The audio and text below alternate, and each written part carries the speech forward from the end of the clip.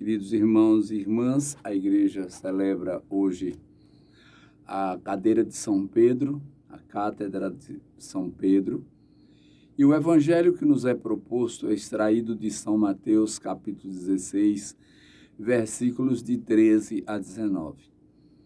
Chegando ao território de Cesareia de Filipe, Jesus perguntou aos seus discípulos: no dizer do homem, quem é o filho do homem? Responderam: uns dizem que é João Batista, outros Elias, outros Jeremias, ou um dos profetas. Disse-lhes Jesus: e vós? Quem dizeis que eu sou? Simão Pedro respondeu: tu és o Cristo, o Filho de Deus vivo. Jesus então lhe disse: feliz és, Simão, filho de Jonas, porque não foi a carne nem o sangue que te revelou isto, mas meu Pai que está no céu. E eu te declaro, tu és Pedro, e sobre esta pedra edificarei a minha igreja, e as portas do inferno não prevalecerão contra ela. Eu te darei as chaves do reino dos céus. Tudo que ligares na terra será ligado no céu, e tudo que desligares na terra será desligado no céu.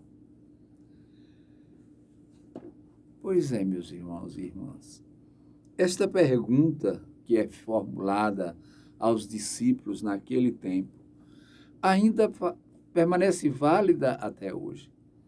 Para nós, por exemplo, quem é Jesus? Que significado ele tem?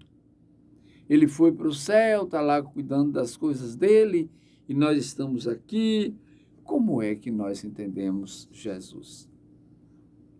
Ele é aquele da gruta de Belém, ele é o da cruz crucificado, todo ensanguentado. Como é Jesus?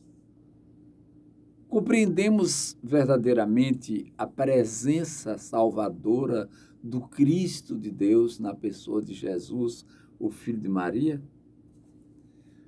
Abrimos nosso coração e verdadeiramente estamos dispostos a seguir o caminho? Quando foi perguntado a Pedro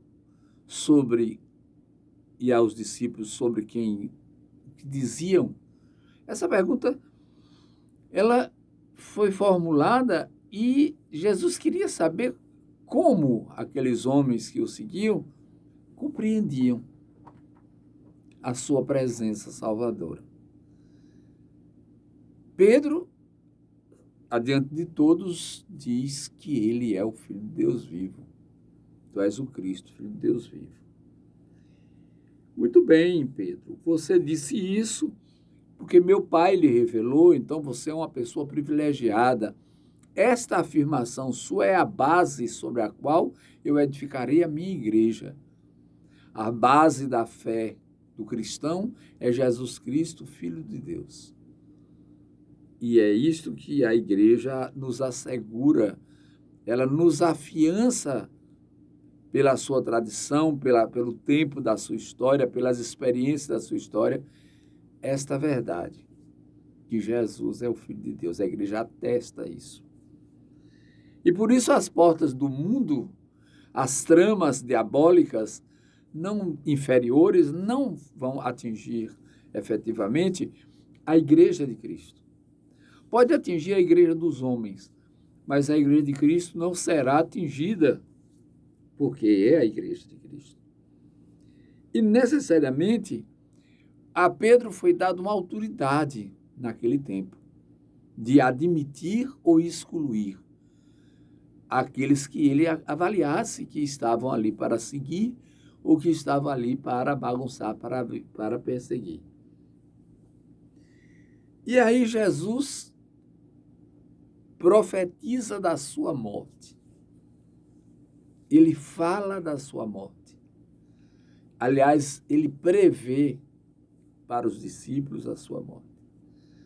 E a forma dolorosa de ser. E aí Pedro, que é isso? Não diga isso, você não pode dizer isso. E passa da qualidade de bem-aventurado Pedro para Satanás. Afasta-te de mim, Satanás. Então, aquele mesmo Pedro que naquele momento compreendeu Jesus como o Filho de Deus, é o mesmo Pedro que tenta apenas ver o Jesus triunfalista. Aquele Jesus do milagre, aquele Jesus que podia ser rei, mas o Jesus espiritual, Salvador, aquele humilde da gruta de Belém, Pedro não vê, Pedro não vislumbra naquele momento quando ele diz, não diga isso, Senhor. Talvez com o sentido de proteger Jesus, enfim, Pedro usa essa expressão, não diga isso, Senhor. Não faça isso. Assim o Senhor não vai arregimentar as pessoas, porque eles vão saber que o Senhor vai morrer, e etc, etc, etc. Meus irmãos, veja como funciona a cabeça das pessoas. A nossa funciona muito pior do que a de Pedro, porque Pedro estava ali do lado vendo as coisas. Teve essa atitude. E recebia os ensinamentos íntimos de Jesus nos momentos oportunos, quando ele reunia só com os discípulos, e lhes passava a revelação da verdade.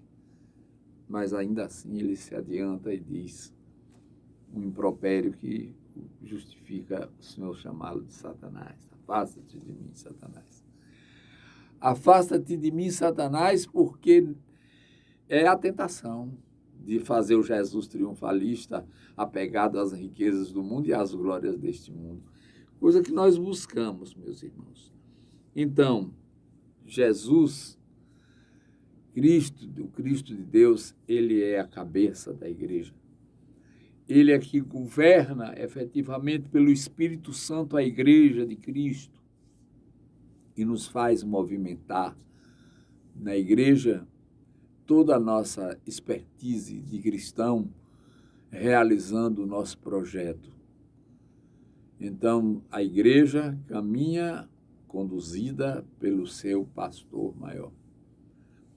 Pedro teve relevância na implantação da igreja em Jerusalém e Antioquia e por ali assim, onde ele pregou.